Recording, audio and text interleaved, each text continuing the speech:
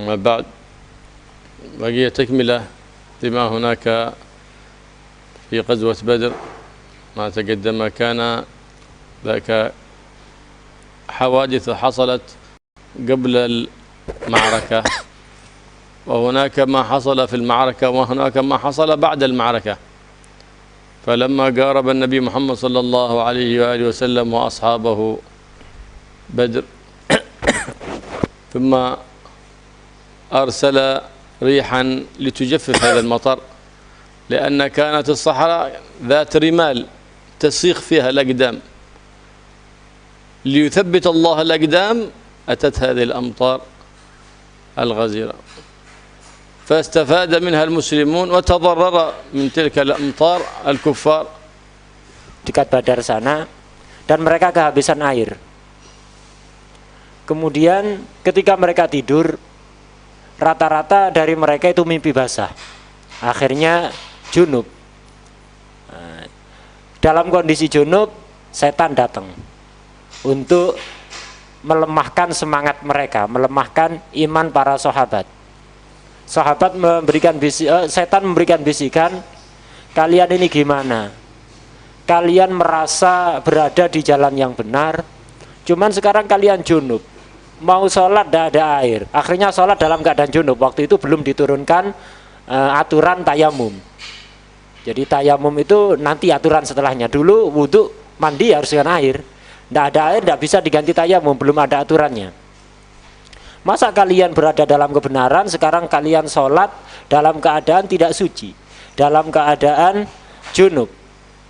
Nah, kemudian apa? Allah untuk memperkuat imannya mereka, Allah seketika itu menurunkan hujan. Jadi untuk menjaga kekuatan iman sahabat biar tidak terpengaruh dengan bisikan setan, Allah langsung menurunkan hujan yang sangat lebat sekali.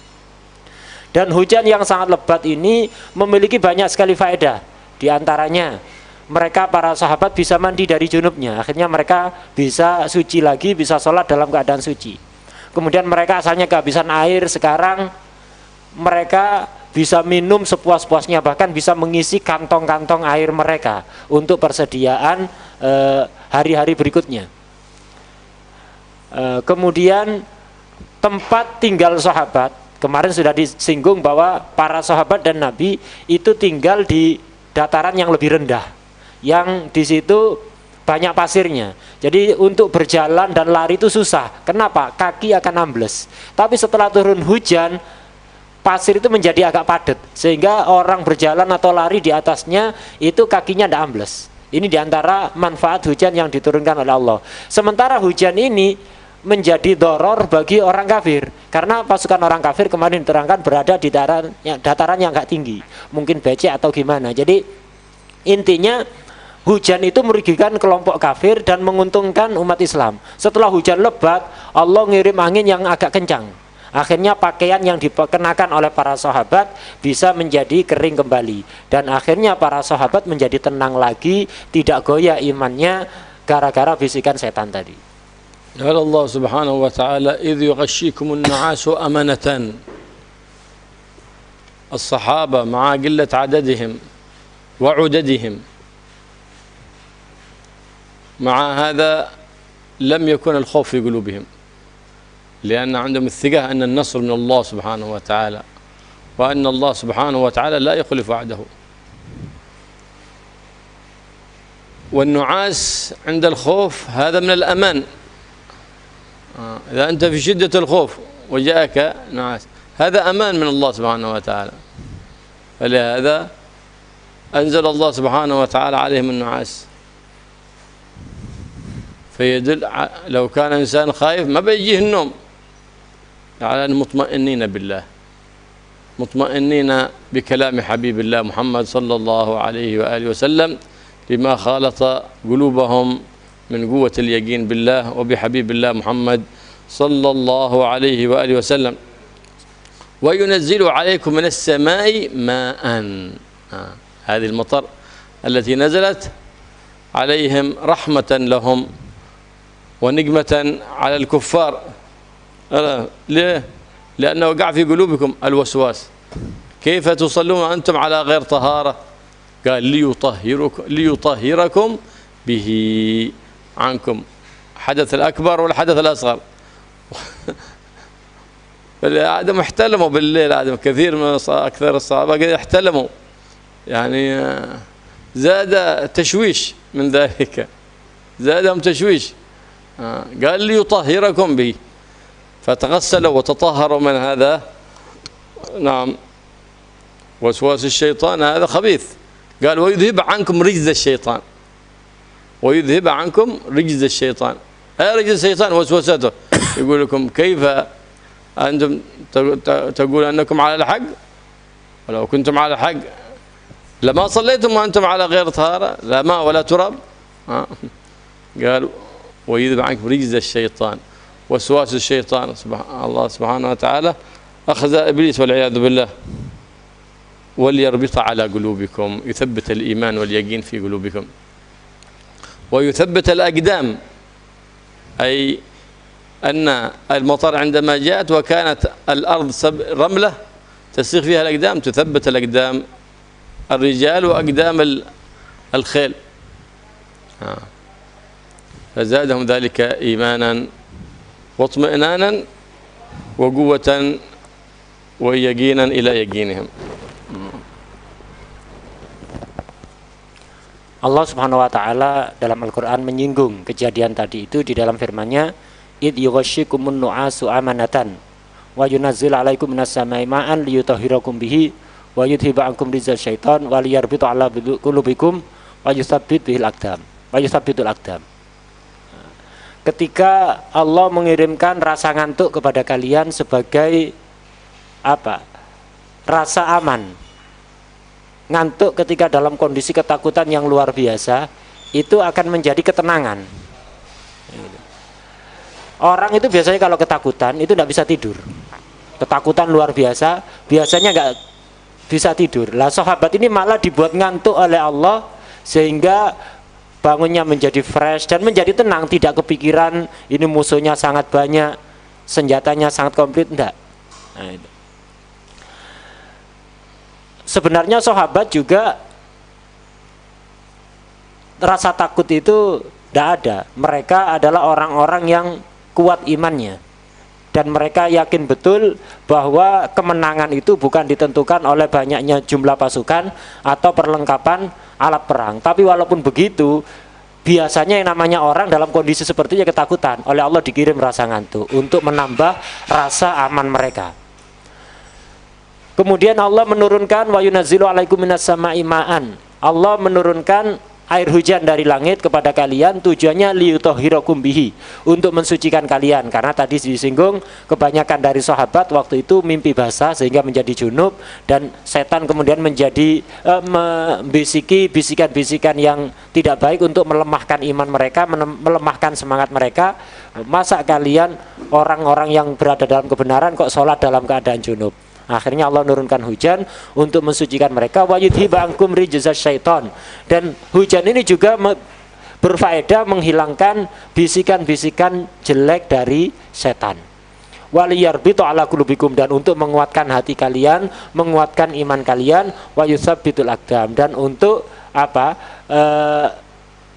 Menguatkan tempat berpijaknya kaki itu. Jadi karena tempat tinggal mereka itu, tempat singgah mereka itu daerah pasir yang kalau diinjak akan ambles, itu akan mempersulit mereka lari atau berjalan. Diturunkan hujan oleh Allah sehingga menjadi agak keras pasirnya, sehingga mereka bebas berjalan dan berlari ada di situ. فبات الصحابة في تلك الليلة في فرح وسرور وبات ليلتهم وألقي عليهم النعاس. قال سيدنا علي بن أبي طالب لم يكن فينا قائم في تلك الليلة إلا النبي محمد صلى الله عليه وسلم ينادي ربه طول الليل يا حي يا قيوم، وأكثر كان ما يكرر يا حي يا قيوم يا حي يا قيوم، حتى قال الإمام النووي أن اسم الله الحي القيوم أنه اسم الله الأعظم. نعم، يكرر اسم الله سبحانه وتعالى ويناديه أن ينجز له ما وعده به سبحانه وتعالى. فنام في خير ليلة في إيمان تام. نعم، في ثاني يوم الصباح ناداهم النبي محمد صلى الله عليه وسلم: الصلاة الصلاة. عندما تفرقوا، عندما جاءت المطر، خرج الصحابة من خيامهم وحد من تحت الأشجار، اجتمعوا لنداء النبي محمد صلى الله عليه وآله وسلم، فاجتمعوا للصلاة وصلى بهم صلى الله عليه وسلم صلاة الفجر جماعة بلا نعاس، لأن النعاس في الصلاة من النفاق. الصلاة النعاس في الخوف والعرب هذا من الاطمئنان والأمان، أما في الصلاة لا، هذا من النفاق.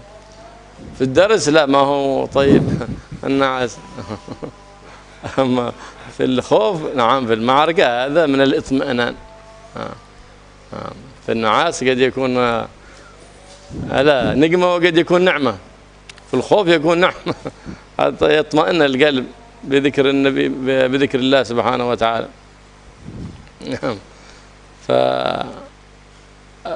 فصلى بهم بعد صلاة الفجر، قام وحرضهم على القتال، وأن النصر حليفهم ليشجعهم ويثبت في قلوبهم الإيمان واليقين صلى الله عليه وآله وسلم.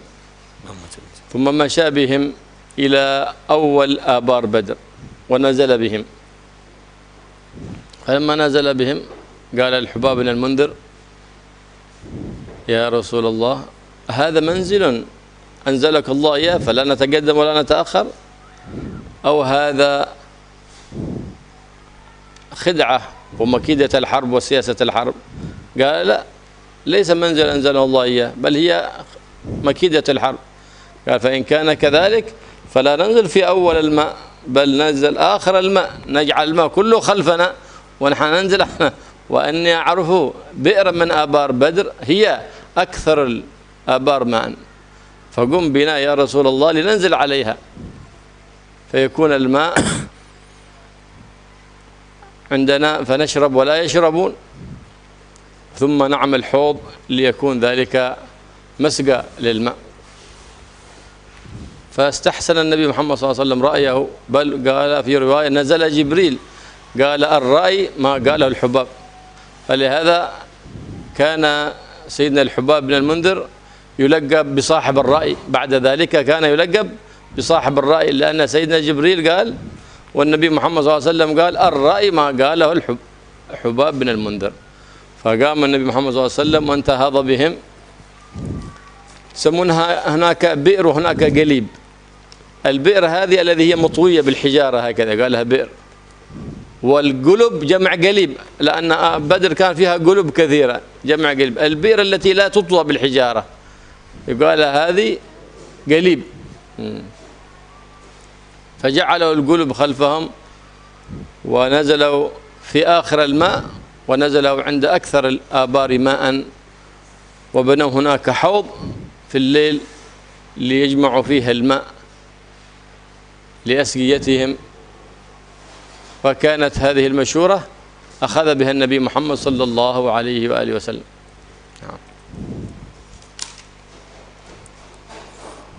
Para sahabat di malam itu sebelum terjadinya perang Badar semuanya tidur pulas. Kata Sayyidina Ali bin Abi Thalib, tidak ada yang bangun malam waktu itu kecuali Rasulullah SAW. Tidak tidur semalam suntuk, bermunajat dan berdoa kepada Allah. Dan Nabi memperbanyak bacaan Ya Hayyu Ya Qayyum, Ya Hayyu Ya Qayyum. Sehingga dari kisah ini kemudian Imam Nawawi berpendapat bahwa Ismullah Al-A'zam yaitu Ya Hayyu Ya Qayyum ini, karena itu yang diperbanyak dibaca oleh Nabi ketika malam sebelum terjadinya perang Badar. Nabi bermunajat sepanjang malam, tidak tidur sama sekali waktu itu. Para sahabat rata-rata tidur pulas.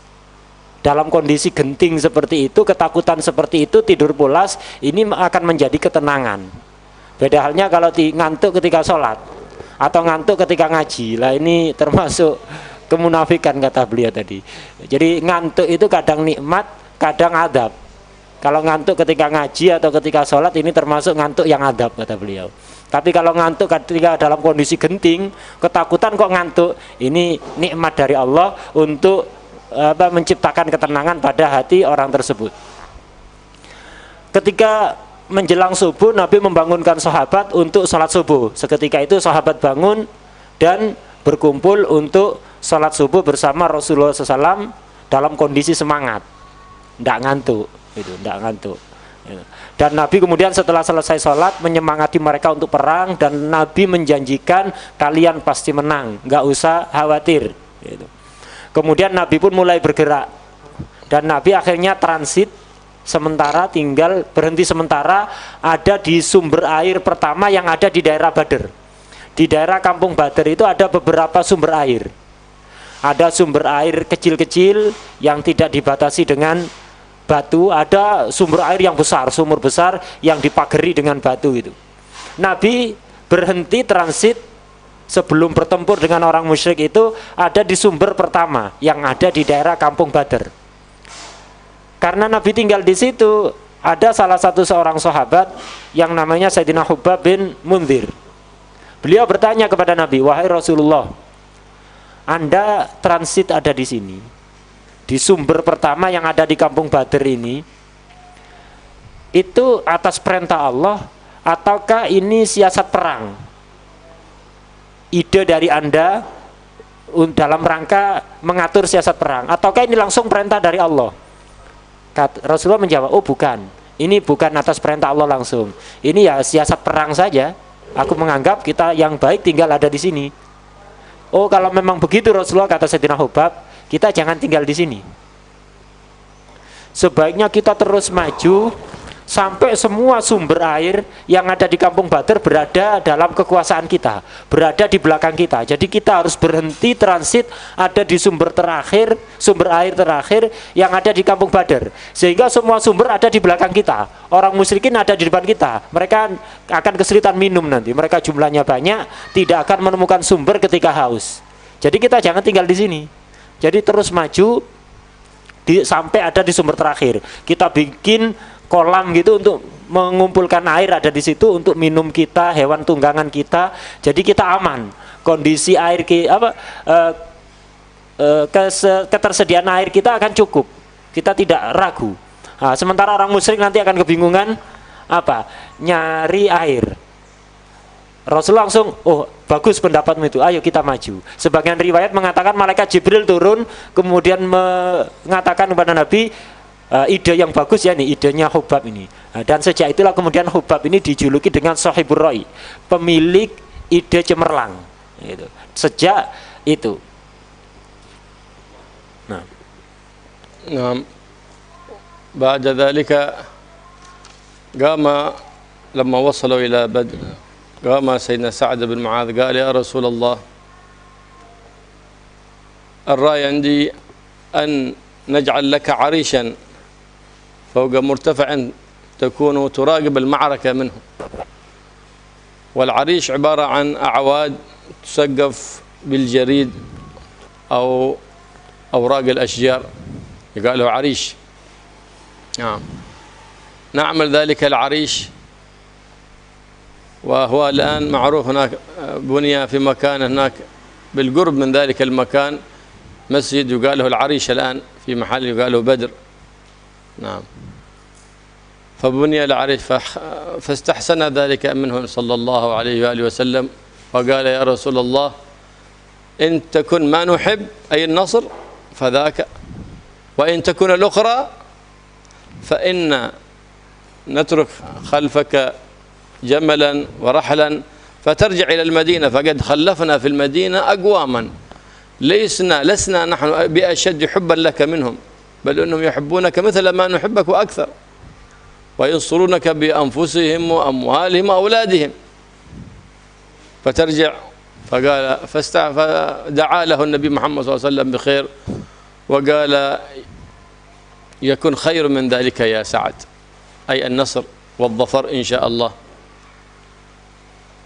فاستقام، وكان معه في العريش سيدنا أبو بكر الصديق في شدة الخوف النبي صلى الله عليه وسلم، والنبي سيدنا أبو بكر الصديق كان يطمئنه في العريش، عكس ما كان في الغار. هناك كان في الغار سيدنا أبو بكر الصديق في شدة الخوف، والنبي محمد صلى الله عليه وسلم يقول لا تأسن إن الله معنا.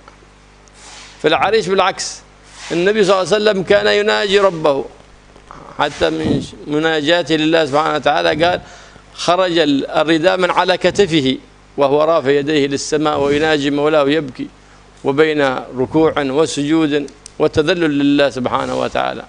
وسيدنا بكر يطمئنهم، ووقف حارسا على النبي محمد صلى الله عليه وسلم في العريش، وسيدنا سعد بن معاذ مع جماعة من الأنصار حراس ذلك العريش للاطمئنان على النبي محمد صلى الله عليه وآله وسلم لا يصاب بأذى. Kemudian Sayyidina Sa'ad bin Mu'ad, pemimpin kaum Ansor, ini mengusulkan kepada Nabi agar supaya Nabi ini dibuatkan tenda.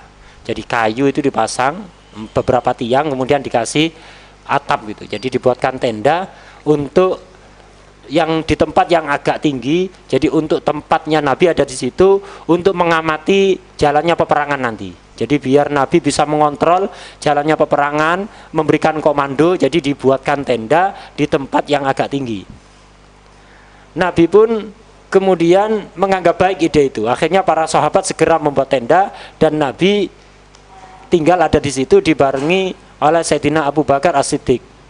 Kemudian Sayyidina Sa'ad bin Mu'ad berkata kepada Rasulullah SAW, wahai Rasulullah, kalau nanti terjadi terjadi sesuatu yang kita inginkan, artinya yang terjadi adalah sesuatu yang kita inginkan, artinya kemenangan yang kita dapatkan, maka Anda ada di situ tetap Rasul. Jadi ketika kita menang, ya sudah jelas kita memang itu keinginan kita. Kalau kita kalah nanti Rasul dalam medan pertempuran, ini kami sediakan kendaraan, onta yang bisa Anda naiki nanti. Ketika kami kalah Rasulullah, Anda segera pergi, tinggalkan tempat ini sudah kami siapkan tunggangan, kembalilah Anda ke Madinah. Karena di Madinah juga banyak orang-orang yang cintanya kepada Anda tidak mengalahkan kecintaan kami kepada Anda. Mereka akan melindungi Anda Rasulullah. Jadi semangatnya para sahabat untuk menjaga keamanan Nabi, keselamatan Nabi sampai seperti itu. Kemudian Rasulullah mengatakan kepada Sayyidina Mu'ad, oh yang terjadi akan lebih dari sekedar yang kita inginkan. Kita akan menang dan kita akan mendapatkan harta rampasan perang yang sangat banyak nanti, wahai Sa'ad. Kemudian ketika di dalam tenda tadi, Nabi ketika ada di tenda, Nabi itu bermunajat kepada Allah, nangis sejadi-jadinya, memohon kepada Allah seperti orang yang sangat ketakutan gitu. Justru yang tenang Sayyidina Abu Bakar, dan Sayyidina Abu Bakar As-Siddiq selalu menenangkan Rasulullah. Berbeda kondisinya ketika perjalanan hijrah, Nabi bersama Sayyidina Abu Bakar berada di goa. Itu Nabi yang tenang, Sayyidina Abu Bakar yang ketakutan. Nabi menenangkan Sayyidina Abu Bakar, la tahzan innallaha ma'ana, jangan khawatir, jangan bersedih, Allah bersama kita. Itu ketika di goa. Tapi ketika di perang Badar, justru yang seperti orang ketakutan itu Rasulullah, memohon kepada Allah, bermunajat, ngangkat tangan sampai tinggi, sampai ridanya pun terjatuh, nangis, sujud, rukuk, sholat. Itu terus yang dilakukan oleh Nabi. Sayyidina Abu Bakar terus menenangkan. فراسة قوية عندهم كان عرب، ولكن ربما كان لهم مدد خلف هذاك التل فراح بخيله قال لا، فلو قتلتموهم وقتلوا منكم مقابلهم كله وقابل واحد فأنتم خسرانين. كان يكلم فقال لأصحاب اليوم إن يكن فيهم أحد منهم خير فهو في صاحب الجمل الأحمر على عتبة، لأنه يأمرهم بالرجوع، واحملوها اعتبرونا هذه سبة في، اعتبروها جبن مني ولست بأجبنكم، لكن ارجعوا فلا تقاتلوا محمد، فإن يظهره الله سبحانه وتعالى تكونوا أنتم أصحاب أول من خرج للقتال. نعم.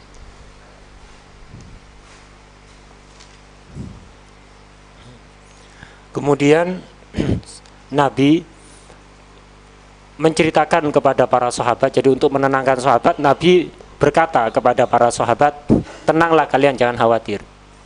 Nanti Nabi kemudian nunjuk-nunjuk tempat. Ini nanti tempat kematian fulan. Ini tempat kematian fulan. Di sini ke tempat kematian fulan. Ditunjuk. Jadi nama tokoh-tokoh pasukan kafir itu disebutkan dan disebutkan tempat kematiannya. Kata Sayyidina Anas bin Malik, setelah terjadi pertempuran Badar, aku teliti tempat-tempat yang ditunjuk oleh Nabi bahwa ini tempat kematian fulan. Ternyata betul-betul persis, tidak bergeser sedikit pun. Jadi persis tempat kematiannya Abu Jahal, tempat kematiannya yang lain, itu semuanya persis tempat yang ditunjuk oleh Nabi. Sebelum jangan tidak bisa ada pasukan lain yang tersembunyi di balik bukit atau apa. Oh enggak ada. Sudah aku amati mereka jumlahnya hanya segitu. Tapi sekali lagi kalian tidak akan menang melawan mereka. Karena itu usulku sebaliknya kalian kembali ke Mekah. Si Utbah kemudian menganggap baik usulan si Umar tadi itu. Kata Utbah, ada benarnya usulan kamu ini. Akhirnya Utbah kemudian berkhutbah di hadapan orang-orang Quraisy. Dan dari pasukan Quraisy itu sebenarnya sebelumnya ada yang meninggal, yaitu Amr bin Al-Hadrami. Dan sukunya Amr ini, kabilahnya Amr ini mau nggak mau harus perang. Kenapa mereka tidak terima? Ada keluarganya, anggota keluarganya yang terbunuh. Si Utbah Amr ini dari kabilah yang merupakan sekutunya orang Quraisy, sekutunya Utbah. Katakan kemudian redup, kemudian gagal dakwanya, ya sudah, biar orang lain yang menggagalkan, kita aman tinggal di Mekah, kita kembali aja. Nah, ini ajakan dari Utbah bin Rabi'ah. Sebenarnya kebanyakan orang waktu itu mau mengikuti anjuran atau saran dari Utbah ini. Tapi kemudian Abu Jahal al-Jahil ini kemudian berdiri. Ngompor-ngompori saudaranya Amr yang terbunuh tadi. Amr bin Al-Hadrami ini punya saudara namanya Amir. Amir dikompor-kompori. Ya apa kamu ini? Ini si Utbah ini ngajak kita mundur. Gimana balas dendam saudara kamu? Dikompor-kompori. Akhirnya seketika itu jerit si Amir. Jerit-jerit, manggil-manggil wa Amr, artinya mengenang kembali saudaranya Amr. Akhirnya orang-orang menjadi panas untuk membalas dendam lagi. Kemudian juga Abu Jahal mengata-ngatai, mengolok-olok si Utbah. Apa-apaan kamu ini? Siap di sini jumlah. كلهم خرجوا من بطن واحدة، لكن هذا سيدنا أبو سلمة كان ذا إيمان عالي وأخلاق عالية، وأخوه الأسود كافر والعياذ بالله، وأخلاق شرسة وشدة ولسان بذيء والعياذ بالله وفيه شراسة. هذا خرج وحلف يمين أنه يصل إلى الحوض الذي فيه ماء المسلمين ويكون أول من يشرب منه، فخرج واخترق حتى وصل عند الحوض فأراد فاستقبله سيدنا حمزة قال: هي إلى أين يا عدو الله؟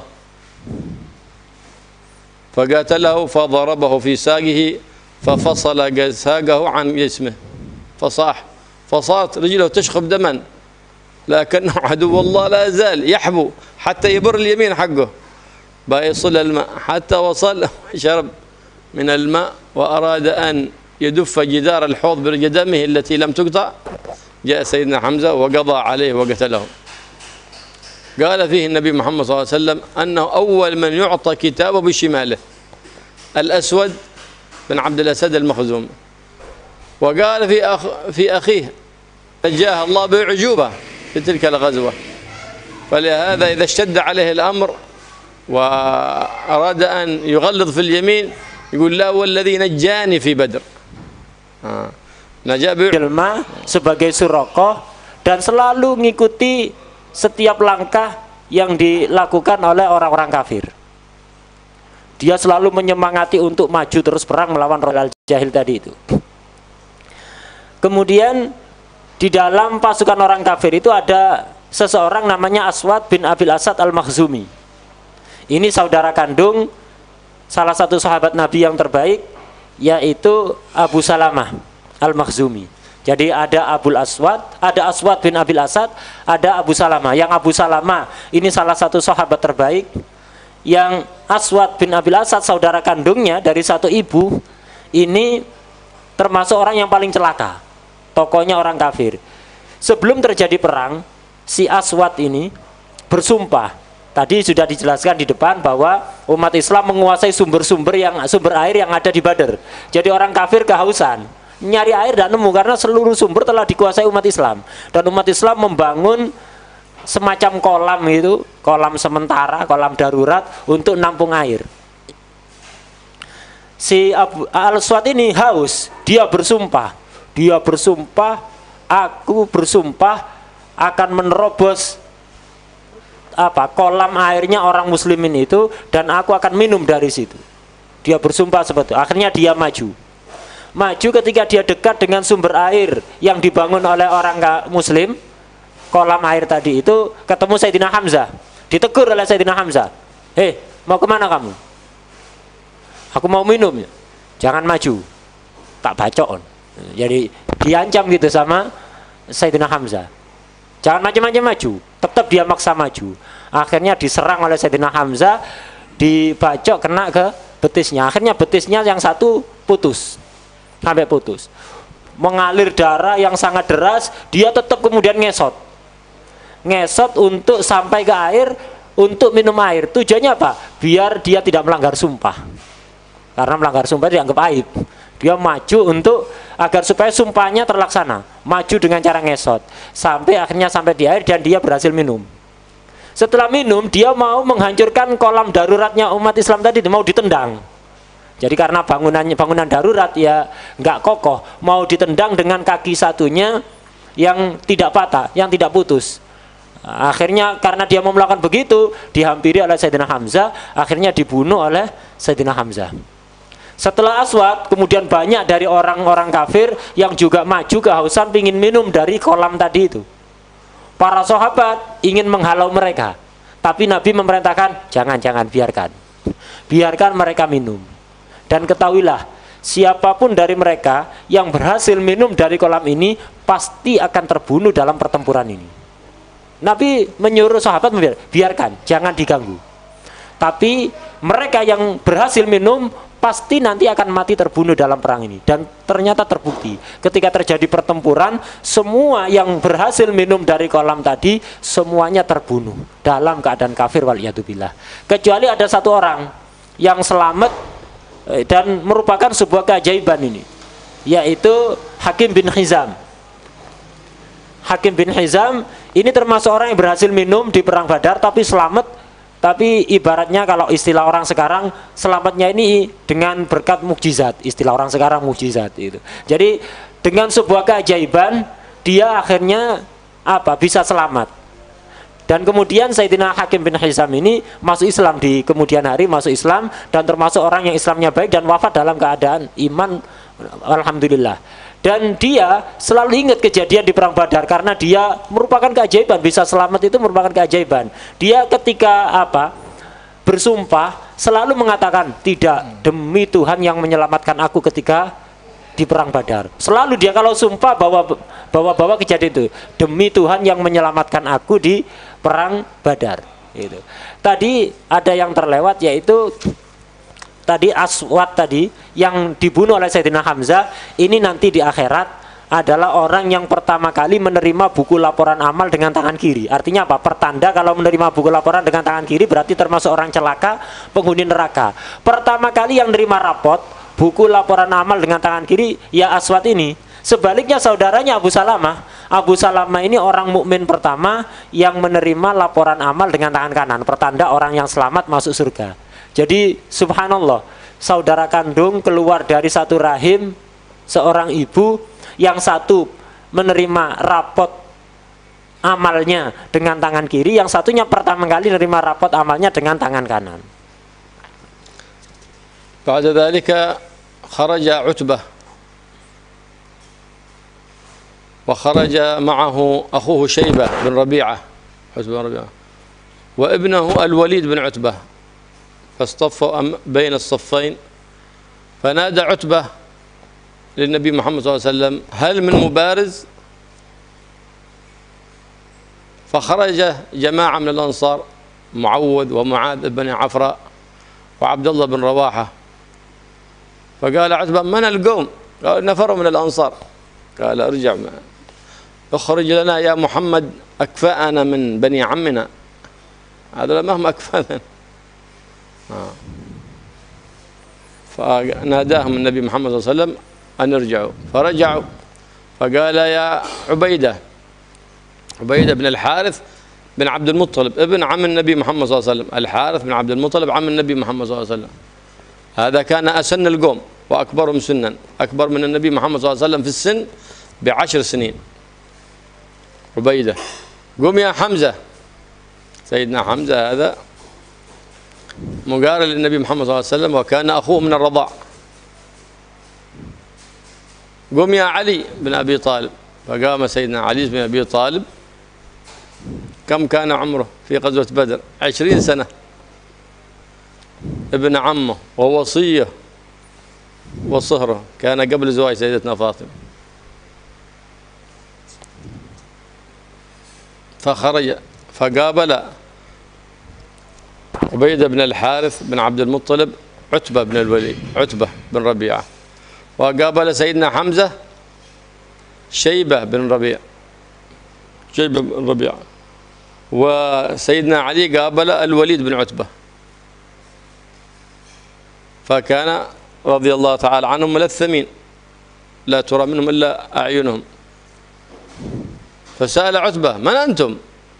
فقال: عبيدة وحمزة وعلي، كرام وأبناء كرام، هؤلاء أكفاء. فتقاتل سيدنا حمزة مع شيبة بن ربيعة، ففي الحال اختلف بضربتين فضربه وقتله في الحال. ثم اشتبك سيدنا علي مع الوليد بن عتبة ففي ضربة واحدة وقتله. بقي عبيدة بن الحارث بن عبد المطلب اختلف مع عتبة بن ربيعة بضربتين، ضربه فأثخنه، ثم قام عتبة وضرب سيدنا أبو عبيدة في ضربة فأثخنته كذلك. فلما رأى ذلك منه سيدنا حمزة وسيدنا علي كرا عليه وذففاه، أي وقتله.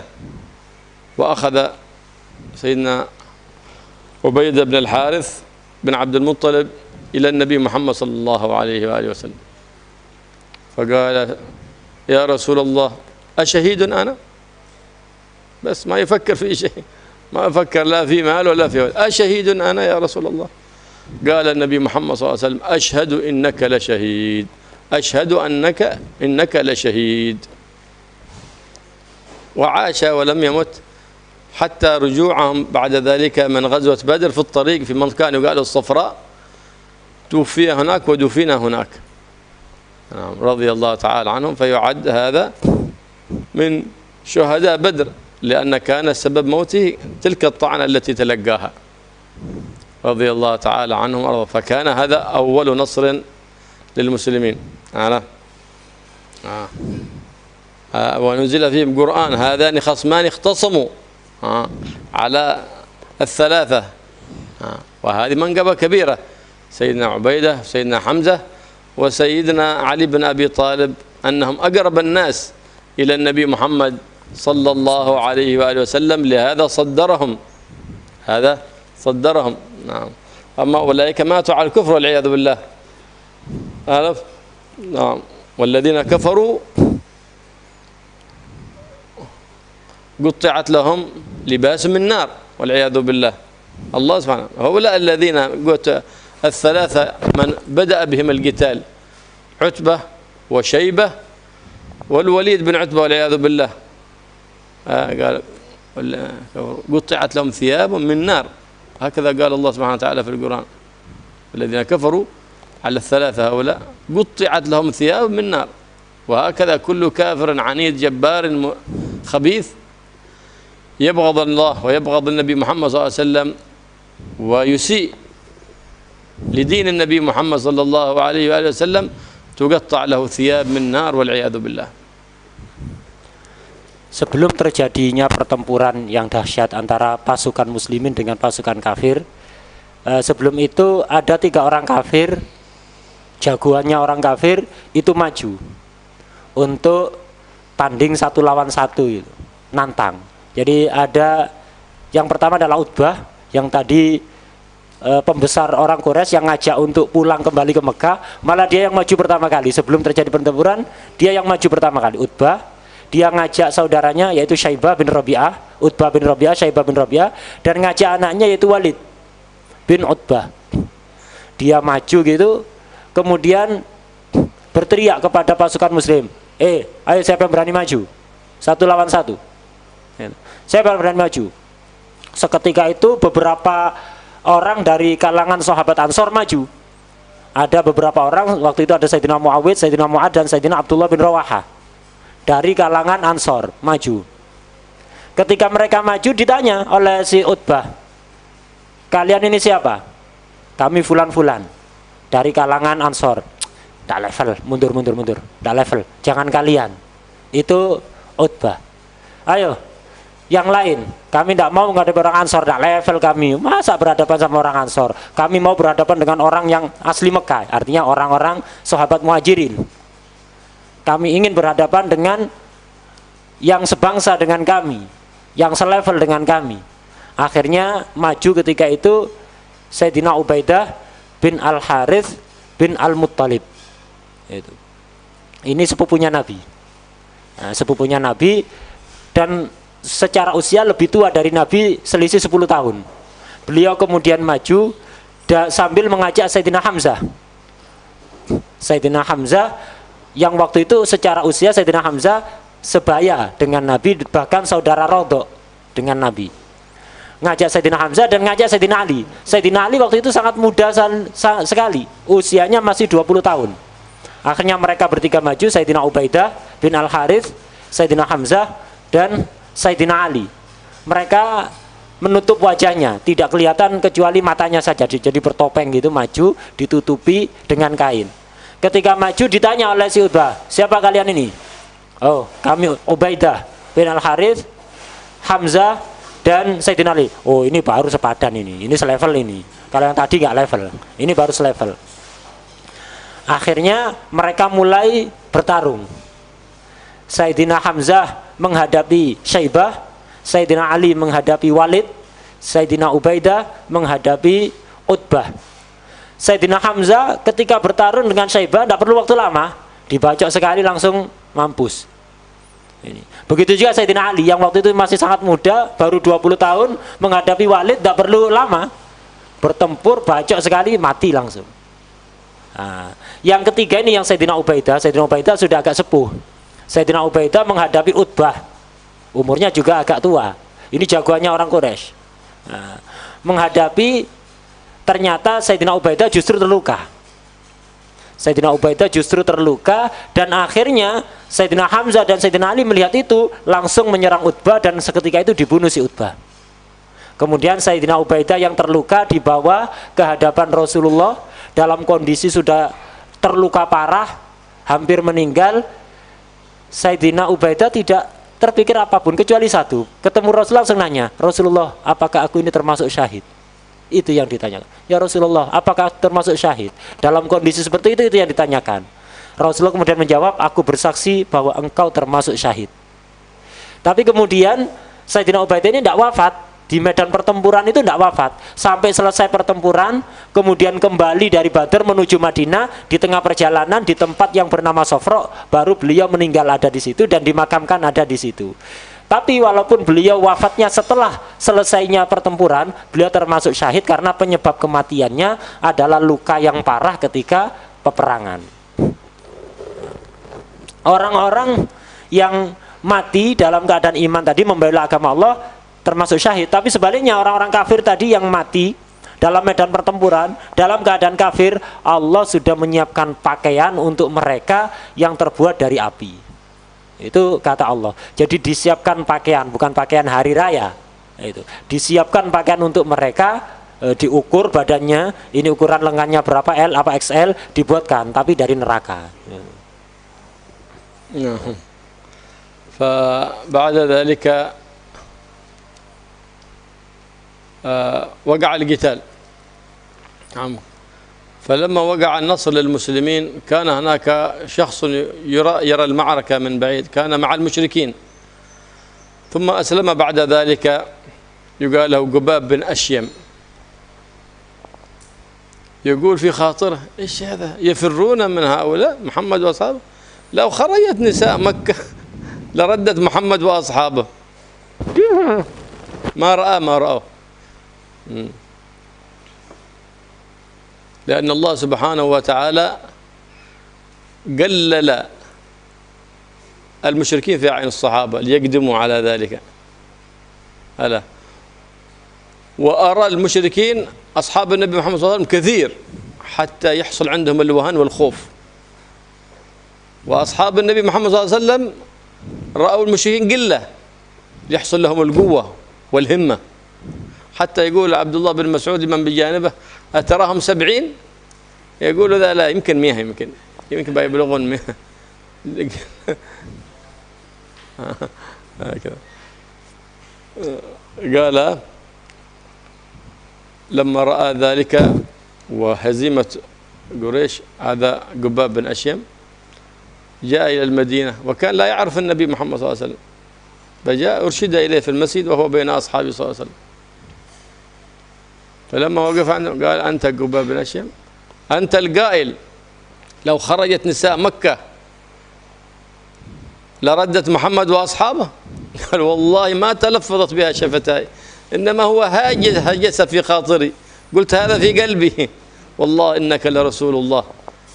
فامدد يدك فأنا أشهد أن لا إله إلا الله وأشهد أنك محمدا عبده ورسوله. نعم. هكذا يقول الله سبحانه وتعالى. نعم.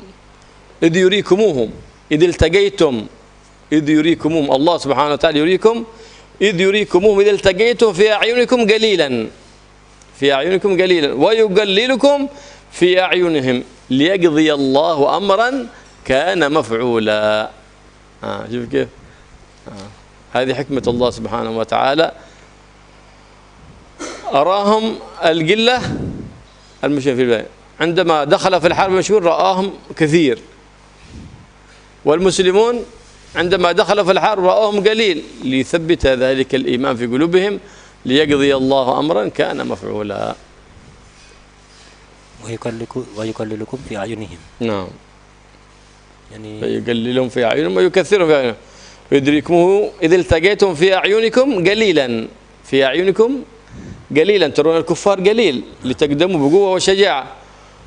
ويقللكم في أعينهم، ويقللكم في أعينهم في أعين المشركين. أنت السؤال أنا إشكال هذا إشكال في الآية. كيف هذا؟ الجواب أن هذا هو أنه عندما كان المشركون يرون المسلمين من بعد يرونهم قليل ليزدادوا على المسلمين، فلما دخلوا في المعركة رأوهم كثير فاختذلوا. المسلمون كانوا يرون الجيش كبير هذا، فلما كان في المعركة رأوهم قليل، حتى يقول ابن مسعود لأن يقول لصاحبه أظنهم 70، قال بل أظنهم 100، هم أضعاف ذلك. Nah. Kemudian terjadilah pertempuran yang sangat hebat antara orang-orang Islam dan pasukan kafir. Sampai akhirnya peperangan yang sangat dahsyat sekali, sampai akhirnya kemudian peperangan itu dimenangkan oleh pasukan muslimin yang jumlahnya 313, pasukan kafir sekitar 1000 dengan senjata lengkap, sementara orang muslimin tidak bawa senjata. Ketika muslimin sudah mulai menang, orang-orang kafir itu banyak yang lari terbirit-birit. Ada orang dari kejauhan, waktu itu dia masih kafir, namanya Qubab bin Ashhab. Jadi ada seorang laki-laki namanya Qubab bin Ashhab. Ini dari kejauhan melihat aneh gitu loh. Ini orang kafir Mekah jumlahnya sebanyak itu 1000 dengan senjata lengkap, lah kok lari menghadapi orang-orang muslimin yang jumlahnya hanya 313. Heran. Akhirnya dia ngomong dalam hati, tidak terucap dengan mulutnya, dari kejauhan dia melihat, ini aneh orang-orang Mekah ini. Untuk menghadapi pasukan muslimin yang jumlahnya sedikit ini tidak perlu jago-jago perang Mekah sebenarnya. Perempuan-perempuan Mekah keluar menghadapi mereka bakalan menang. Lah ini kok laki-lakinya jago perangnya keluar, kok malah kalah lari terbirit-birit kayak gini. Dia terpikir dalam benaknya seperti itu, tidak sempat ngomong.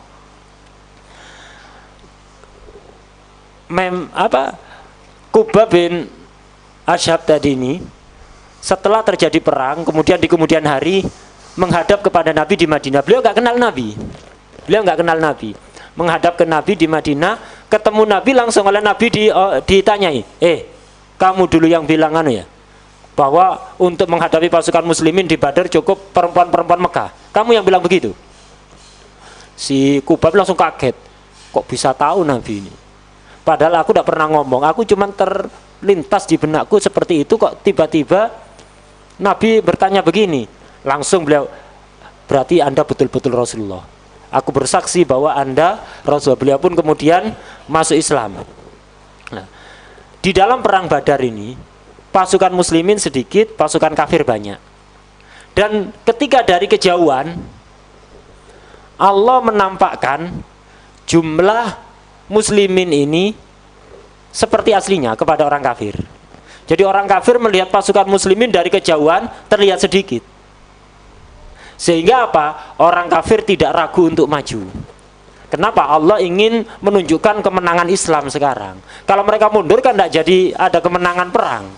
Nah, jadi dari kejauhan orang musyrikin ketika melihat pasukan muslim terlihat sedikit sekali. Akhirnya mereka berani terus maju.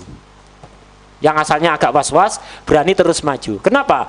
Terlihat sedikit. Tapi ketika ketemu berhadapan-hadapan berubah drastis. Umat Islam ini, pasukan Islam terlihat sangat banyak, berlipat-lipat. Terlihat sangat banyak. Sehingga langsung down orang kafir itu. Makanya mudah sekali dikalahkan. Jadi dari kejauhan ditampakkan aslinya oleh Allah, terlihat sedikit. Tapi ketika sudah ketemu, perang berkecamuk, tiba-tiba berubah drastis, pasukan Islam berjumlah, kelihatan berjumlah sangat banyak. Akhirnya down dan gampang kalah. Sebaliknya, umat Islam itu dari kejauhan, ketika masih belum ketemu dalam perang, melihat pasukan orang kafir seperti banyak. Dan memang banyak, dilihatkan banyak oleh Allah, diberikan banyak. Tapi ketika bertemu, berhadapan-hadapan dalam perang, terlihat sedikit. Malah Sayyidina Ibnu Mas'ud menganggap, tadi katanya banyak pasukan, sekarang kok kayaknya cuma 70 saja. Jadi terlihat seperti hanya 70 orang. Untuk apa? Allah memang menampakkan seperti itu, tujuannya biar umat Islam ini semangat, tidak down.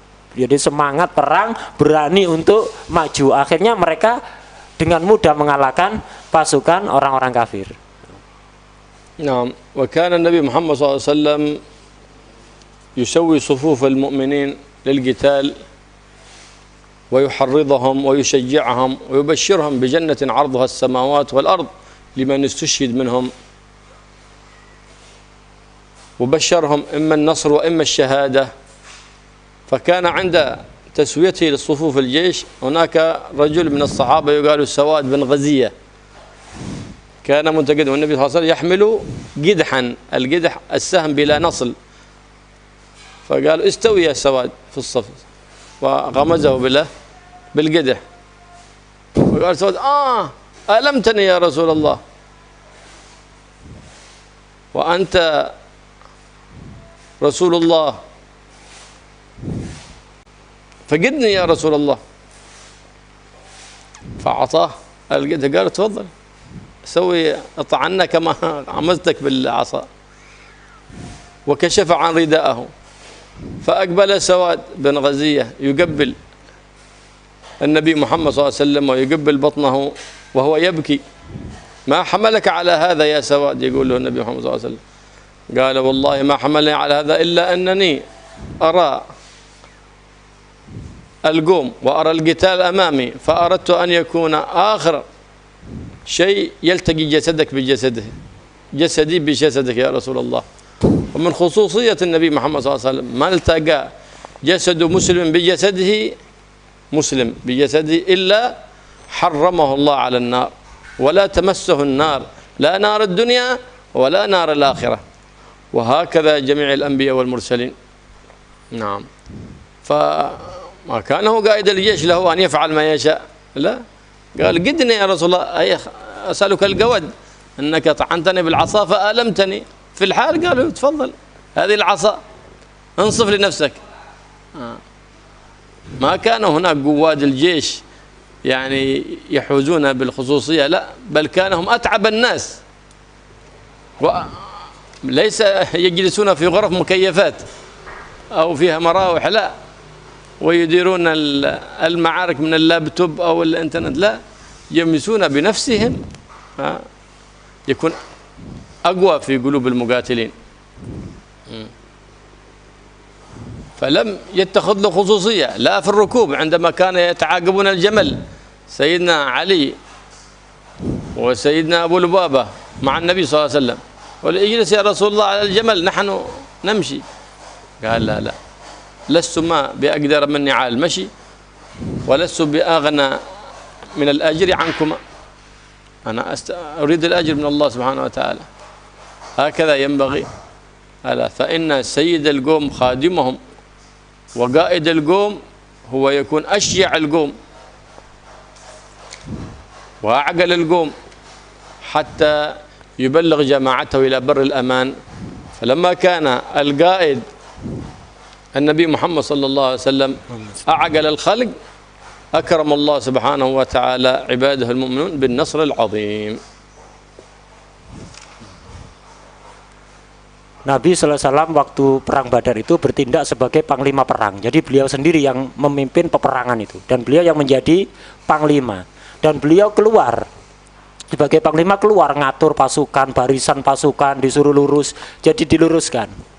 Ketika beliau sedang nata barisan pasukan waktu itu, ada salah satu prajurit, yaitu Sayyidina Sa'ad bin Ghaziyah.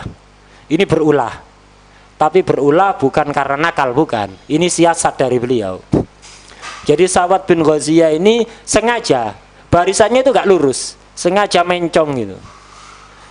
Ketika Nabi ngatur soft meluruskan barisan, Nabi bawa tongkat. Tongkat bahannya panah. Jadi kayu yang masih belum dikasih ujung panah itu yang tajam itu. Jadi masih berupa kayu. Melihat Sayyidina Sa'ad itu gak lurus, oleh Nabi dipukul pelan itu. Begini. Lurus. Ketika diluruskan, Sayyidina Sa'ad ini merintih. Aduh Rasulullah, Anda menyakiti aku. Anda menyakiti aku. Karena Rasulullah panglimanya, dan ini secara zahir adalah pelanggaran dari Sayyidina Sa'ad. Tapi karena panglimanya Rasulullah, kalau mengatakan, ayo balas aku sekarang. Bukan mentang-mentang sebagai panglima, kemudian kamu ini salah dan seterusnya tambah marah-marah, enggak. Karena panglimanya Rasulullah, kalau memang kamu kesakitan, sekarang balas aku. Akhirnya Rasulullah dibuka ridaknya yang menutupi perutnya itu. Tadi Sayyidina Sa'ad dipukul pada bagian perut. Ketika Sayyidina Sa'ad meminta balasan, udah silakan kalau kamu balas, dibuka ridaknya, kelihatan perutnya Rasulullah, kulit perutnya Rasulullah. Seketika itu Sayyidina Sa'ad merangkul Nabi, mencium perutnya Nabi sambil menangis. Rasulullah, Sa'ad, apa-apaan kamu ini? Kenapa kamu melakukan ini? Iya Rasulullah, aku melihat pasukan di depanku. Melihat pasukan ini taruhannya nyawa. Dan aku ingin Rasulullah, sebelum aku mati dalam pertempuran ini, aku kepingin terakhir kulitku menyentuh kulitmu. Dan merupakan keistimewaan bagi Nabi dan Nabi Muhammad SAW dan seluruh Nabi. Siapapun yang kulitnya ketika dia dalam keadaan iman kok menyentuh kulitnya Nabi, maka dia akan diharamkan dari api neraka oleh Allah. Tidak bakalan dibakar dengan api oleh Allah di dunia maupun di akhirat. Di dunia maupun di akhirat. Sayyidina Sa'ad itu yang diinginkan oleh Sayyidina Sa'ad. Makanya sengaja mencong dari barisan itu, tujuannya itu. Biar dipukul oleh Nabi, minta balasan. Nanti kalau Nabi ngasih kesempatan, ingin nempelkan kulitnya di kulit Nabi, biar terhindar dari api neraka. Awalu syahid bagi. Dan begitulah pemimpin itu seharusnya. Nabi sebagai panglima perang bukan enak-enakan tinggal ada di kamar ber-AC, ngontrol peperangan, ngatur siasat perang melalui internet, melalui komputer, enggak. Nabi turun langsung ke lapangan, ikut perang, ngatur barisan. Jadi justru menjadi prajurit yang paling capek di dalam peperangan. Itulah seorang panglima yang sebenarnya. Awal syahid kana min al-muhajirin fi ghazwat Badr, والذي قال فيه النبي محمد صلى الله عليه وسلم أنه سيد شهداء أهل بدر مهجع مولى سيدنا عمر بن الخطاب، قتله عامر بن الحضرمي. نعم. وأما عمير بن الحمام فإنه أول شهيد من الأنصار، وقيل أن أول شهيد من الأنصار هو حارثة بن سراقة. هذا سيدنا حارثة بن سراقة كان شابا صغير السن، لكنه حريص كان على الجهاد مع النبي محمد صلى الله عليه وسلم. نعم. خرج يشرب من الحوض فرماه بعض الكفار بسهم فأصاب حلقه فاستشهد في الحال، فجاء به إلى والدته. فلما رجع النبي محمد صلى الله عليه وسلم من غزوة بدر وأخبرت باستشهاد ولدها حارثة بن سراقة، قالت: يا رسول الله، أشهيد هو في الجنة أم غير ذلك يا رسول الله؟ إن يكون شهيد أصبر واحتسب لله سبحانه وتعالى وأفرح لابني حارثة بالجنة، وإن كان غير ذلك لا ترى ما أصنع، صيح بالويل والعويل. فقال: يا أم حارثة، إنها ليست جنة، ليست جنة واحدة، بل جنان، وابنك حارثة في الفردوس الأعلى منها. فسرت سرورا وابتهجت وفرحت أم حارثة. هذه أم حارثة عمت سيدنا أنس بن مالك. نعم. فسرت سرورا كثيرا. ليه؟ لأن الله سبحانه وتعالى وعد عباده الجنة، والنبي محمد صلى الله عليه وسلم بشرها بأن ابنها في الفردوس الأعلى من الجنة. Orang yang pertama kali mati syahid dalam perang Badar ini dari kalangan sahabat Muhajirin yaitu Sayyidina Mihjan, Maula Sayyidina Umar bin Khattab. Ini yang pertama kali mati syahid di dalam perang Badar. Ini dibunuh oleh Amir bin Al-Hadrami, tadi saudaranya Amr bin Al-Hadrami. Nah, dan beliau ini yang disebut oleh Nabi sebagai Sayyidu Syuhada Badar. Inilah pemimpin orang yang mati syahid di dalam perang Badar. Adapun dari kalangan Ansor yang pertama kali mati syahid adalah Sayyidina Umar. Sayyidina Umar, wakila Sayyidina Harithah bin Suraqah. Sayyidina Harithah bin Suraqah ini usianya masih belia, masih sangat muda, cuman nemen kepinginnya ikut perang bersama Rasulullah sallallahu alaihi wasallam.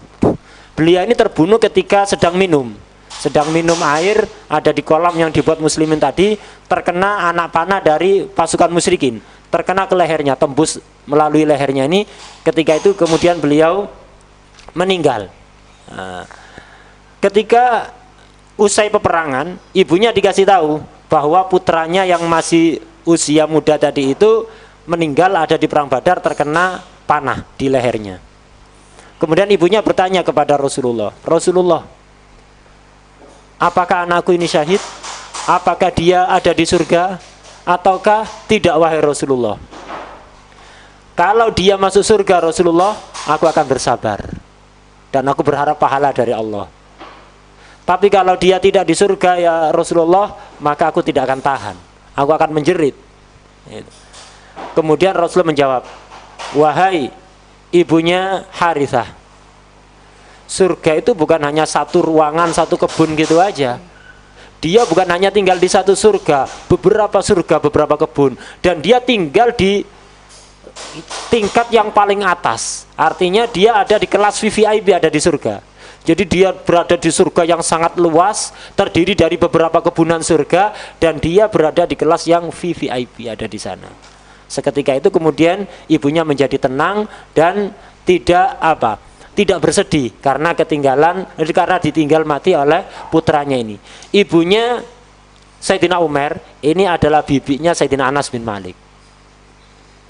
نعم. هذا عمير بن الحمام هذا لما سمع النبي محمد صلى الله عليه وسلم يقول في خطبته مع الصحابة لا يقاتلهم اليوم مؤمن محتسب لله سبحانه وتعالى مقبل غير مدبر إلا أدخله الله الجنة. ثم قال النبي محمد صلى الله عليه وسلم جنة عرضها السماوات والأرض. فقال عمير بن الحمام بخن. قال لماذا تقول هذا يا عمير؟ قال جنة عرضها السماوات والأرض. قال نعم. وكان في يده تمرات فوضعها، قال لئن عشت إلى أن آكل هذه التمرات إنها لحياة طويلة. فقام ودخل يجالد ويجاهد حتى استشهد رضي الله تعالى عنه وأرضاه. Tadi dikatakan bahwa yang pertama kali syahid dari kalangan Ansor itu adalah Sayyidina Umar wakilah Harithah. Sayyidina Umar bin Humam ini mendengar pidato Nabi ketika perang Badar itu. Nabi berkhutbah menyemangati para sahabat gitu untuk maju dalam perang, dan Nabi mengatakan siapapun orang mukmin yang bertempur di perang Badar ini mencari pahala dari Allah, maju dan tidak mundur, kok dia mati, maka dia akan mendapatkan surga yang luasnya seperti 7 langit dan bumi. Sayyidina Umar mendengar sabda Rasul langsung mengatakan bakin. Sebagian orang bertanya, kenapa kamu bilang begitu? Iya, ini Nabi sedang menawarkan surga ini yang lebarnya lebih besar daripada 7 langit dan bumi. Sayyidina Umar waktu itu sedang megang beberapa butir kurma untuk dimakan. Ketika mendengar sabda Nabi tadi bahwa siapapun yang mati dalam perang ini maka akan dimasukkan ke surga, langsung kurmanya dilempar dan maju. Beliau mengatakan, kalau aku masih menyempatkan diri untuk makan beberapa biji kurma ini terlalu lama hidup di dunia. Buat apa hidup di dunia? Ini gantinya akan ada surga yang jauh lebih indah. Buat apa aku lama-lama hidup lagi? Langsung dia maju menyerang musyrikin sejadi-jadinya sampai akhirnya mati syahid.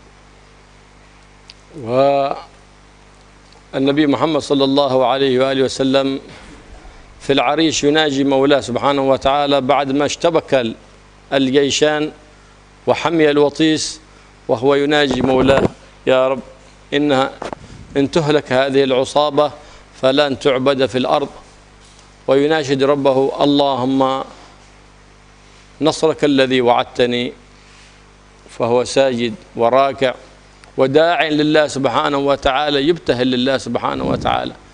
كان في مقام الخوف، وسيدنا بكر الصديق كان في مقام الرجاء، يقول والله لا يبيضن وجهك يا رسول الله ولا ينجزن وعده الذي وعدك يا رسول الله، لأنه كان يشق عليه عندما رأى النبي محمد صلى الله عليه وسلم دموعه تسيل من عينيه، وفي شدة الاجتهاد في الدعاء والإلحاح على الله سبحانه وتعالى في الإنجاز الوعد الذي وعده إياه سبحانه وتعالى.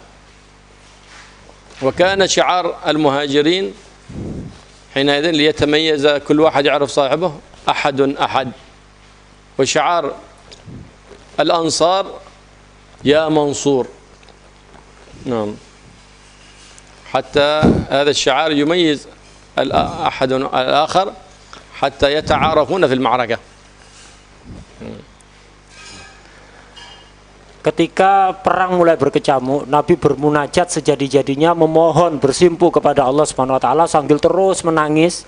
Itu Nabi berdoa panjang sekali kepada Allah, memohon kemenangan, memohon agar supaya janji Allah segera ditunjukkan. Itu di antara doa Nabi waktu itu, ya Allah, jika pasukan ini terkalahkan saat ini, maka Engkau tidak akan disembah lagi di atas muka bumi. Ini doa Nabi ketika perang Badar. Beliau kemudian meminta agar supaya Allah mewujudkan janjinya. Nabi waktu itu terus nangis sejadi-jadinya memohon kepada Allah. Sayyidina Abu Bakar justru tenang karena memang beda makom. Nabi ketika perang Badar itu makomnya makom khauf, takut kepada Allah. Sayyidina Abu Bakar makomnya makom roja, berharap dengan harapan yang sangat besar kepada Allah. Kemudian sahabat ketika perang Badar ini pakai kata sandi. Jadi sahabat muhajirin kata sandinya adalah ahadun ahad. Jadi biar dikenal ini lawan atau kawan. Jadi pakai kata ahadun ahad biar tahu oh ini kawan ini. Sementara sahabat Ansor pakai kata sandi ya mansur. Nah, jadi mereka tahu kalau ya mansur berarti kawan, ahadun ahad berarti kawan. Kalau tidak bilang begitu berarti lawan, bacok aja. Gitu. Nah, jadi pakai kata sandi sebagai siasat perang. Nah, فلما كان النبي محمد في جيد الاستغاثة بالله سبحانه وتعالى قال سيدنا علي كلما قاتلت رجعت للعريش أنظر إلى النبي محمد صلى الله عليه وسلم فإذا هو يناجي مولاه. كلما قاتلت رجعت. قتل سيدنا علي في تلك الغزوة لوحده 22 أو 23 لوحده هو قتلهم كرم الله وجهه. لأن القتلى كانوا من المشركين 70 منهم 22 قتلهم سيدنا علي كرم الله وجهه. فهو يناجي مولاه يا حي يا قيوم يا حي يا قيوم. فبينما هو كذلك دخلت النبي محمد صلى الله عليه وسلم سنة من النوم، فلما قام مسرورا وفرحا يقول أبشر يا أبا بكر فقد جاء النصر، أبشر يا أبا بكر فقد جاء النصر. هذا جبريل جاء قال أمرني الله سبحانه وتعالى ألا أفارقك حتى ترضى. فجاء مدد الملائكة من الله سبحانه وتعالى ألا ب1000 من الملائكة مردفين. أي مردفين؟ 1000 من الملائكة مع سيدنا جبريل، 1000 من الملائكة مع سيدنا ميكائيل، 1000 من الملائكة مع سيدنا إسرافيل. مردفين. هو ملك واحد بيكفي لقتلهم، لكن أراد الله سبحانه وتعالى أن ينسب النصر لحبيبه محمد صلى الله عليه وسلم لا للملائكة. فإن سيدنا جبريل حمل 7 مدائن بجناحه ورفعها ثم قلبها. مدائن قوم لوط، ألا 7 مدن، أولئك الذين كانوا يفعلون فاحشة اللواط غضب الله عليهم. فجاء جبريل وقالعهم بجناحه ثم رفعهم حتى سمع أهل السماء صراخ ديكتهم ثم قلبهم وأمات. ملك واحد، فكيف ب3000؟ نعم. ثم بلغوا إلى 5000 من الملائكة. فالذين شهدوا من الملائكة 5000. الأول كانوا 3000، في الأول 1000 ثم أردفهم الله ب1000 ثم أردفهم الله ب1000 فصاروا 3000 حتى بلغوا إلى 5000 من الملائكة شهدوا بدرا وقاتلوا فيها مع النبي محمد صلى الله عليه وآله وسلم. Nabi ketika perang berkecamuk, Nabi berada di tenda yang dibuat oleh Sayyidina Sa'ad bin Mu'adh tadi, itu selalu memohon kepada Allah. Dan Sayyidina Ali selalu mengawasi Nabi, takut ada apa-apa yang membahayakan Nabi. Sayyidina Ali itu menyerang maju sambil tolak-tolak gitu lihat Nabi. Jadi takut ada bahaya yang mengancam Nabi. Sayyidina Ali ini perang luar biasa. Pasukan musyrikin di perang Badar itu yang mati 70. Yang 23 itu dibunuh Sayyidina Ali. Jadi Sayyidina Ali satu orang waktu itu berhasil membunuh 23 orang musyrik. Luar biasa. Itu padahal beliau nggak konsentrasi fokus ke perang. Jadi beliau tolak-tolak, nyerang, noleh lihat Nabi, nyerang, noleh lihat Nabi, terus begitu. Dan Sayyidina Ali melihat Nabi itu selalu menangis, memperbanyak bacaan ya Hayyu ya Qayyum ya Hayyu ya Qayyum.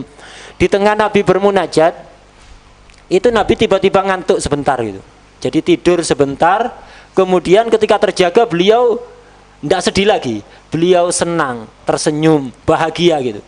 Terus menghabarkan kepada Sayyidina Abu Bakar, Abu Bakar, gembiralah, telah datang kemenangan dari Allah. Waktu itu perang belum selesai dan malaikat belum turun waktu itu. Ketika Nabi bermunajat itu, malaikat belum turun.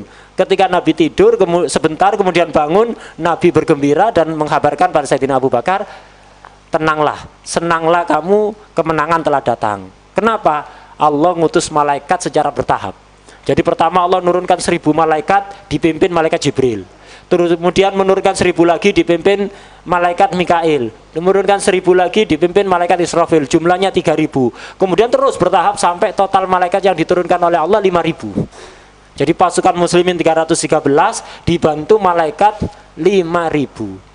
Loh, buat apa malaikat sebanyak ini?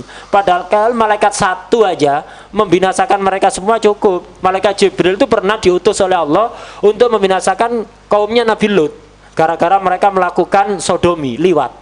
Jadi hubungan sesama laki-laki. Itu daerahnya kaumnya Nabi Lut itu 7 kota totalnya. 7 kota itu oleh malaikat Jibril sendirian diangkat ke atas sampai mendekati langit, sampai penghuni langit itu mendengar suara kokok ayam dari 7 kampung tadi, 7 kota tadi. Jadi 7 kota diangkat oleh malaikat Jibril sampai mendekati langit. Setelah di atas dibalik, ditumplekno, ambles itu, binasa. Ini hukuman bagi pelaku sodomi LGBT ini. Nah, ini satu malaikat cukup. Lah ini kenapa dalam perang Badar kok Allah sampai nurunkan 5000 malaikat? Buat apa sebanyak itu? Biar kemenangan itu dinisbatkan pada Nabi, bukan pada malaikat. Nanti kalau satu malaikat kemudian apa, membinasakan mereka semua, akhirnya menang malaikat bukan nabi. Nah, ini biar kemenangan itu disebutkan pada nabi. Yang membunuh orang kafir bukan malaikat. Malaikat turun untuk menenangkan. Jadi ribuan malaikat itu gabung pasukan kelihatan banyak gitu. Tapi yang membantai orang musyrikin bukan malaikat, tapi umat Islam. Pasukan dari manusia tadi itu. Wa kana simal malaikah kama qila as-suf al-abyad. Wa kanat amaimuhum qila bayda wa qila safra wa qila amaim sud. وقد روى حكيم بن حزام وكان في صف المشركين بعد أن أسلم قال رأيت كأن الوادي امتلأ ذر كأن ذر تنزل من السماء فعرفت أنهم مؤيدون من الملائكة وأن القوم سيهزمون أي الكفار. نعم. وكذلك أحد كانوا يتتبعون الجيش هؤلاء من سراق الغنائم كانوا ينظرون إلى القتال من بعيد. قال كنت مع أخي فكنا ننتظر حتى ينتهي القتال فنسرق بعض الأشياء سراق الغنائم. قال ونحن ننظر من بعيد قال إذ سمعت قائلا يقول اقدم حيزوم. قال أما أخي فلم يتمالك حتى غشي عليه ومات وأما أنا فتماسكت. حكى هذه الرواية ابن عباس رضي الله تعالى عنه فرأيت الوادي كأنه امتلأ ذر. إنما كانت الملائكة جاءوا على صورة الإنس حتى ينسب النصر للنبي محمد صلى الله عليه وآله وسلم. كان أحد الصحابة يهوي بسيفه فإذا هو قد أصاب الآخر ذا وربما رآه يضرب فظنه أولى أنه من أصحابهم رضي الله تعالى عنهم وأرضاهم. فهم سادات الصحابة أهل بدر وسادات الملائكة من شهد بدرا من الملائكة.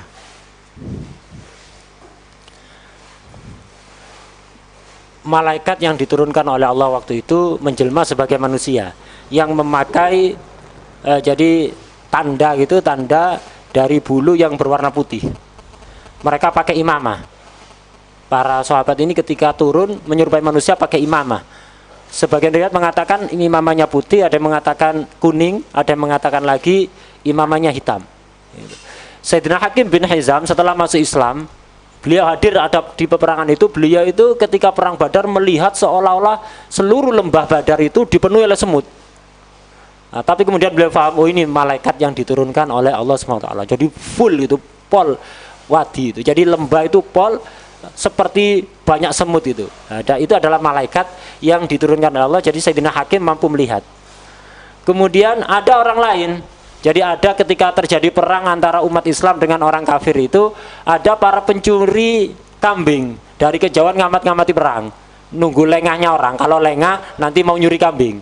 Dari kejauhan ada dua orang bersaudara. Ketika mereka sedang ngamat-ngamati, tiba-tiba terdengar suara menyeramkan gitu. Uqdum haizum. Jadi ada suara, ayo haizum, maju. Haizum kemarin diterangkan itu nama kuda malaikat Jibril. Maju haizum. Jadi terdengar suara gitu, nggak ngelihat orangnya, terdengar suara gitu menyeramkan. Dua orang bersaudara tadi, yang satu seketika itu mati, kaget ketakutan sampai akhirnya mati. Yang satunya lagi nggak mati. Nah, cerita ini disebutkan oleh Sayyidina Abbas.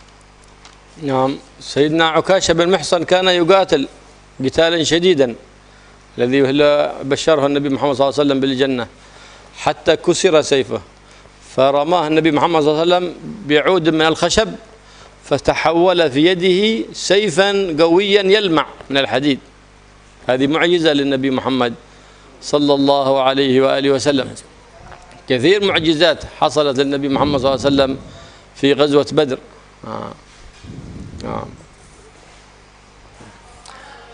Kemudian lagi termasuk yang ikut perang bersama Nabi waktu itu adalah Sayyidina Ukasha. Beliau ini berperang menjadi-jadi gitu ketika perang Badar itu. Dan ini salah satu sahabat yang dikasih kabar gembira akan dimasukkan surga oleh Allah Subhanahu wa taala. Beliau ketika perang Sayyidina Ukasha ini saking semangatnya perang, pedangnya sampai patah waktu itu.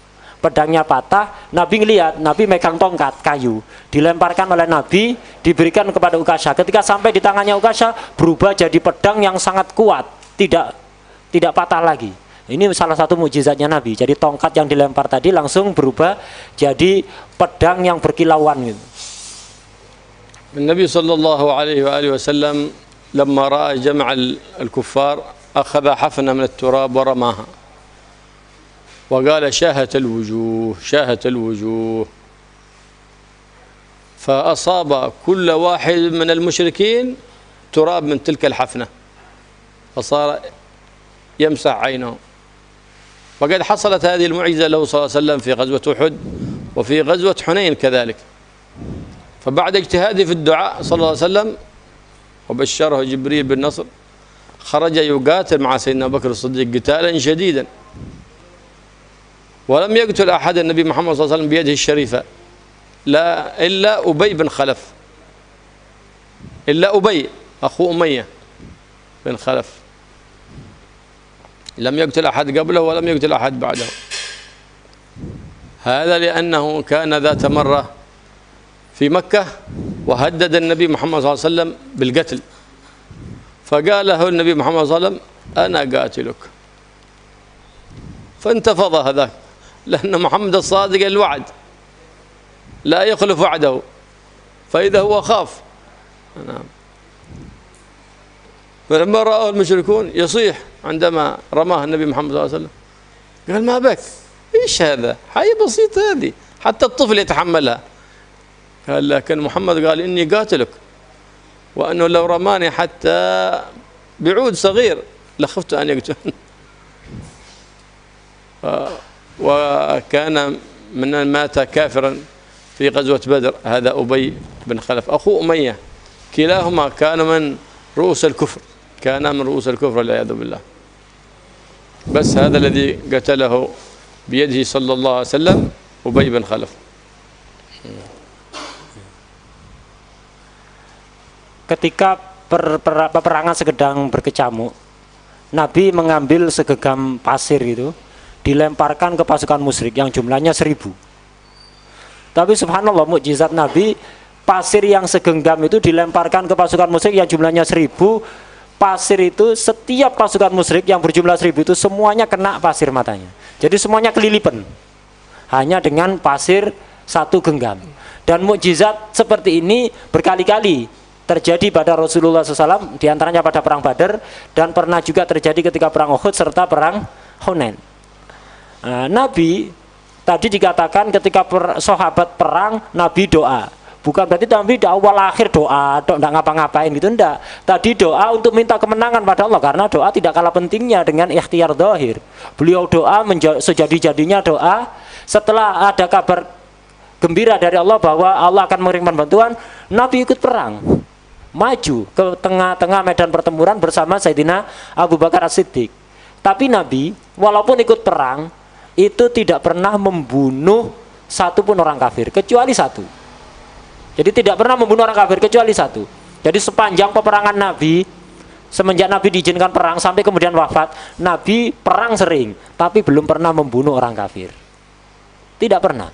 Hanya satu kali, yaitu Ubay bin Khalaf. Ketika perang Badar itu dibunuh oleh Nabi. Ini saudaranya Umayyah bin Khalaf. Ini dua orang sama-sama jagoannya orang-orang kafir, dan semuanya mati dalam keadaan kafir.